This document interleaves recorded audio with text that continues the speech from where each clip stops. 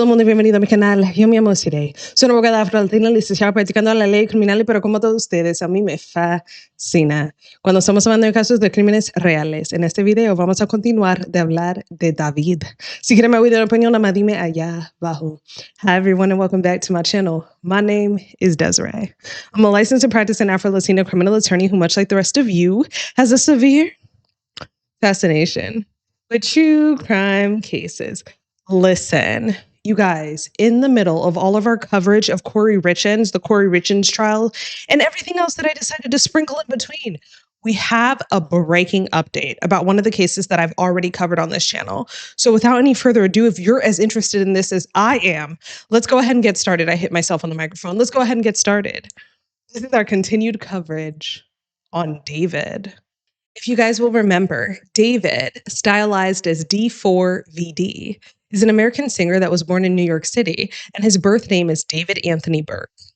David blew up because he was kind of using different music in his YouTube videos. Hello, my name is David, pronounced David, not D4VD. I'm from Queens, New York. I'm in Houston now. I am a gamer. I love video games. I wanted to be a professional gamer before music. That's actually what pushed me into music, was getting copyright strikes on YouTube. And I kind of just used my own music in my montages after my mom told me to, because I was crying to her about it. And now we're here. Now, David was born on March 28th of 2005, which means he just turned 21 years old a month ago. Keep that in mind because that plays a very critical point and part for the rest of this story.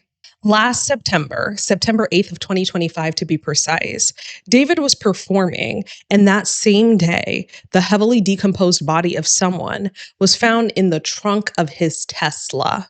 Los Angeles police investigating how a badly decomposed body ended up inside the trunk of an impounded Tesla.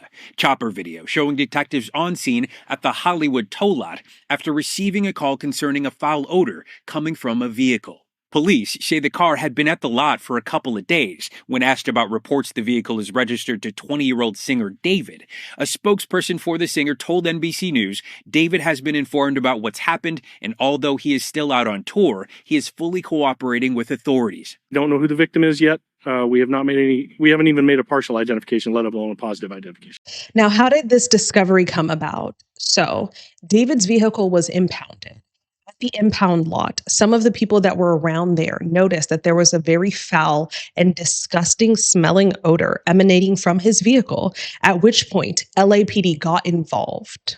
8 days later, and on September 16th of 2025, the coroner's office identified the decomposing body as 14-year-old Celeste Rivas Hernandez.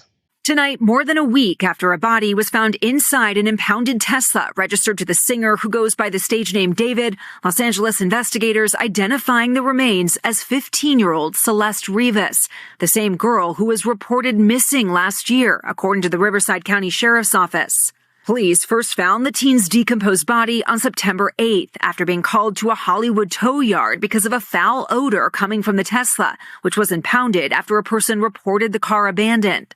Law enforcement sources say the remains were not intact, and according to the medical examiner, it appeared the girl, who is described as having wavy black hair and weighing about 71 pounds, had been dead inside the Tesla for an extended period of time. Now, here's where stories kind of differ. I think that enough time has passed that the stories are kind of essentially on the same playing ground at this point, but let me just explain. So as I just said, they said that the body of 14-year-old Celeste Rivas Hernandez was discovered in his vehicle. But let's be clear. It's my understanding that the body was discovered one day after her 15th birthday. Okay, now let's be clear. And I believe I made mention of this in my last video, but do you guys remember how we covered the Monica Cementilli case in this channel or on this channel? Right. So the prosecutor, or one of the main prosecutors in Monica Cementilli's case, was a wonderful woman by the name of Beth Silverman. And I do say wonderful kind of facetiously, but like honestly kind of directly. I think she's a phenomenal prosecutor. But my only issue with her was the fact that I felt like she was beating a dead horse. And a lot of things that she was saying was just cyclical. She just kept going on and on and on and on and on. And it was just a lot, right? Anyways, fast forward to this case. It's my understanding that Beth Silverman is the prosecutor assigned to this case as well. Why is that important? One, because if this case goes to trial, we know it's going to last forever and a day. And two, it was just something to note because it's something that was from a past case that we've discussed that's going into this present case, right? Long story short, it's my understanding that in February of this year, 2026, there was a grand jury investigation that targeted David. Now, what does that mean?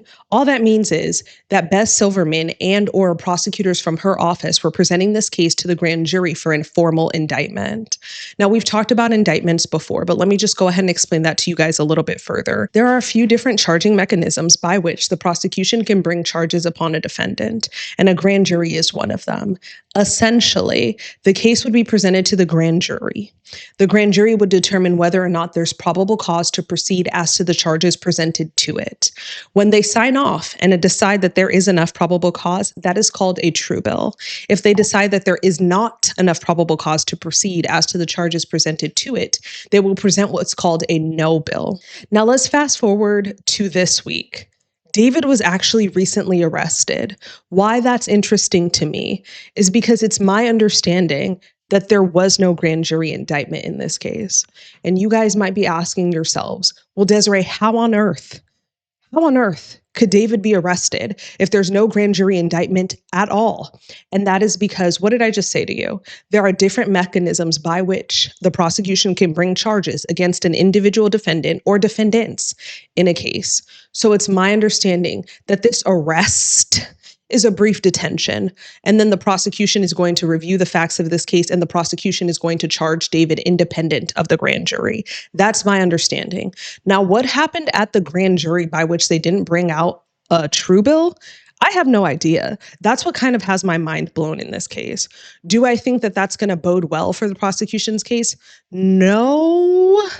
But if you hear the inquisitiveness in my tone, or the inquisition, I guess, in my tone, it's because I don't know how anyone else would discover this information. Meaning, if this case went to trial and it proceeded to trial, I'm not sure how the jurors would find out that a grand jury didn't indict. Like, none of that is relevant, okay? So all I'm saying is this. As I like to tell you guys in almost every video that we discuss, it is important to remember that everyone is presumed innocent unless found guilty in a court of law. Because of that, regardless of the circumstances surrounding David, he is still presumed innocent.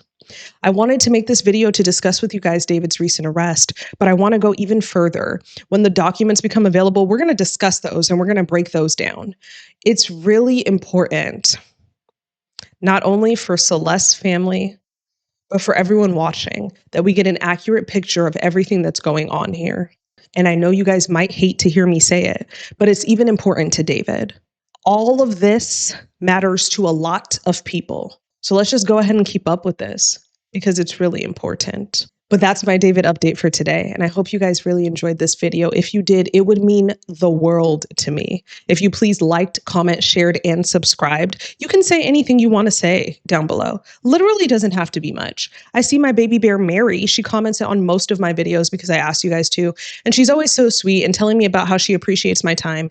And I'm not trying to act like, wall was me or whatever, but these videos do take time. And I just want to know that you guys appreciate them so I can continue making them. It would make me feel a whole lot better. But that's it for this video. Please let me know anything it is you need to let me know down below. As always, thank you guys so much for watching. Please be sure to like, comment, share, and subscribe. Until next time, y'all take care.